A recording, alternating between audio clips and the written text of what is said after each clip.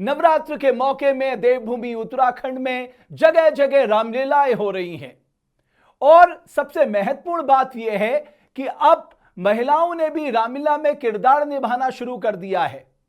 और आज मेरे साथ जो महिला हैं वो साक्षात परशुराम के रूप में देवभूमि डायलॉग के मंच पे हैं हेमा हरबोला जी, जो बहुत अच्छा अभिनय करती हैं परशुराम का। बहुत धन्यवाद हेमा जी देवभूमि डायलॉग में जुड़ने के लिए आपका। और परशुराम का जो अभिनय है वो हमेशा से ही दर्शकों को ना सिर्फ आनंदित करता है बल्कि आकृष्ट भी करता है। तो आपने कब से शुरुआत किया इस अभिनय का, यह किरदार निभाने की कब से शुरुआत आपने की? सर पिछले साल अप्रैल में रामलीला हुई है उत्थान मंच में, तो जो जिसमें पूरे किरदार जो हैं वो महिलाओं ने ही निभाए हैं, यहाँ तक कि कोई भी उसमें पुरुष नहीं था। तो तभी मैंने भी ये शुरुआत करी। और जब आप सीता स्वयंवर में पहुंचते हैं तो बड़े एक समय आपको बड़ा गुस्सा आ जाता है जब आप देखते हैं कि धनुष का भंजन किया हुआ है। थोड़ा सा उस वातावरण को सृजित कर दीजिए देवभूमि डायलॉग के मंच में।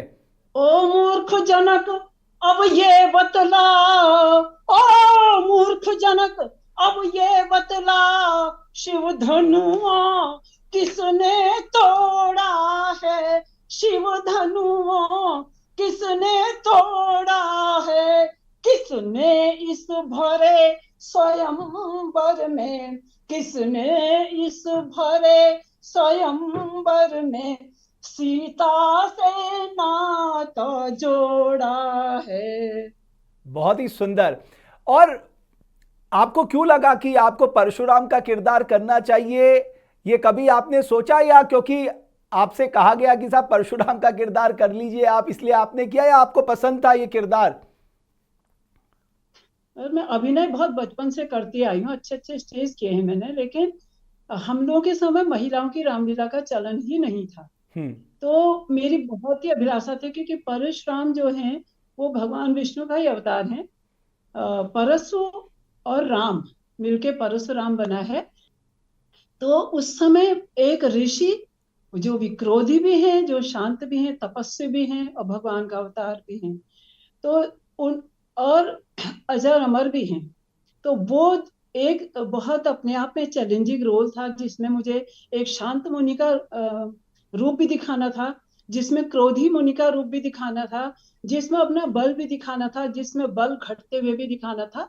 लक्ष्मण ने जैसे जैसे हंस हंस के अपने वचनों से उनको आहत किया था या उनका अभिमान तोड़ा था, तो उससे उनका बल क्षीण होते गया। उस बल क्षीण होने पर वो बीच बीच में बिल्कुल शांत मुद्रा में आते जाते हैं, लेकिन जैसे लक्ष्मण की तिरछी चितवन या उनकी जली कटी बातें सुनते हैं तो वो फिर अपने क्रोधी रूप में अवतार होते हैं और वहां पर उनका असली रूप नजर आता है। और क्योंकि तभी उनका अभिमान टूटता है, और राम भी उनको इसीलिए नहीं रोकते हैं क्योंकि उनके बल को घट के उनका अभिमान तोड़ना ही भगवान का काम था। वो जब लक्ष्मण कहते हैं ना कि लक्ष्मण कहते हैं ना कि स्वामी जी स्वामी किस नादान को बहकाने आए, तो आप बहुत क्रोधित हो जाते हैं क्योंकि लक्ष्मण, जैसा कि आपने कहा, वो बार बार आपको छेड़ रहे होते हैं, आपको चुनौती दे रहे होते हैं। थोड़ा सा वो वेशभूषा, वो गुस्सा थोड़ा सा दिखा दीजिए जो लक्ष्मण के प्रति उस समय आपका होता है। बालक छोटा बड़ा है खोटा, बालक छोटा बड़ा है खोटा, छोटा है नादान, बालक छोटा बड़ा है खोटा, छोटा है नादान, बार बार मेरे सम्मुख आए, बार बार मेरे सम्मुख आकर करता है अपमान, बालक छोटा बड़ा है खोटा, बालक छोटा बड़ा है खोटा। बहुत ही सुंदर हेमा जी, बहुत अद्भुत। मुझे आनंद आ गया। आज ऐसा लग रहा है कि रामलीला के परशुराम का साक्षात अवतार हुआ है। बिल्कुल। और बहुत ही आप देखिए, हमारे जो टेलीविजन में हम आपको लाइव ले रहे हैं, हमारी बहुत, जिसे मैं कहूंगा गुंजाइश बहुत कम होती है, लेकिन उस छोटे से पर्दे को आप जिस तरह से जीवंत कर रही हैं, मैं आपका बहुत अभिनंदन करता हूं, बहुत धन्यवाद करता हूं। लेकिन जो राधे श्याम थे लक्ष्मण के साथ, वो बड़े अद्भुत रहते हैं और उन राधे श्याम में एक अलग सा आनंद है। तो मैं चाहता हूं एक दो राधे श्याम जो परशुराम के हैं वो आप जरूर हमारे दर्शकों को सुना दें। तो हमने अभी जितनी वो करी, तो एक हमने कुछ अपनी धुनों में भी किया है। हाँ। बोलत नाही बिचारी बचन सठ, बोलत नाही बिचारी बचन सठ, मंद गंवार मिला हमको, अति मंद गंवार मिला हमको। कौशिक तुम समझाओ इसको, कौशिक तुम समझाओ इसको, कह के कीर्ति हमारी, कौशिक तुम समझाओ इसको, कह के कीर्ति हमारी। वाह, बहुत सुंदर। और लगे हाथ जरा वो भी सुना दीजिए। रे क्षत्रिय काहे बोले ना संभारी, इसी परसु से काट गिराए बड़े बड़े बलधारी।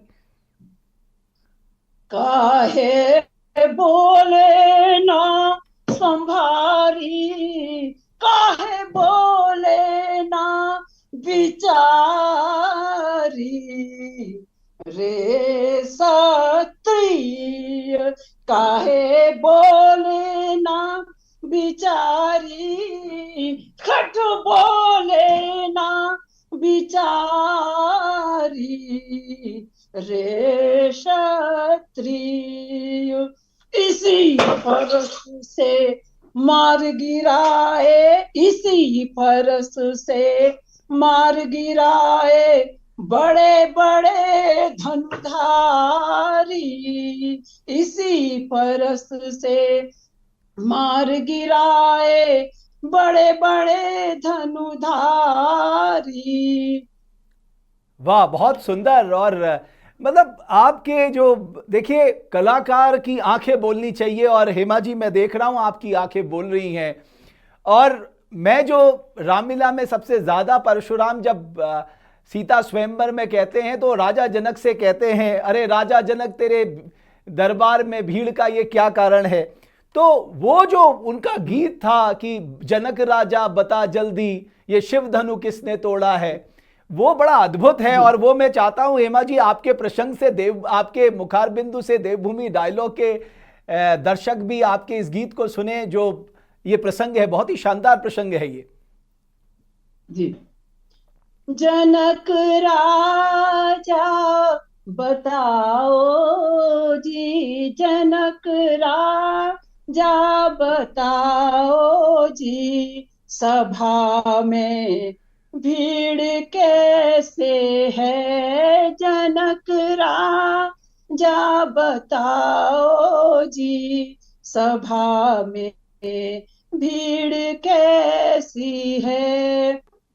बहुत ही सुंदर। अजब ये शान की महफिल लगाई आज कैसे, इतना अद्भुत लग रहा है आपसे। अजब यह शान की महफिल, अजब यह शान की महफिल, सजाई आज कैसी है, जनक राजा बताओ जी, सभा में भीड़ कैसी है। बहुत बढ़िया हेमा जी, बहुत सुंदर आपने गाया।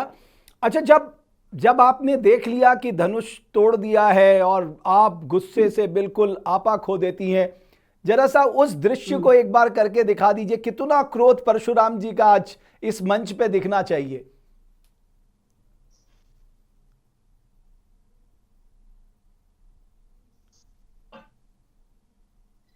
ओ मूर्ख जनक राजा बतला, ओ मूर्ख जनक राजा बतला, शिव धनुआ किसने तोड़ा है, शिव धनुआ किसने तोड़ा है, किसने इस भरे स्वयंवर में सीता से नाता जोड़ा है।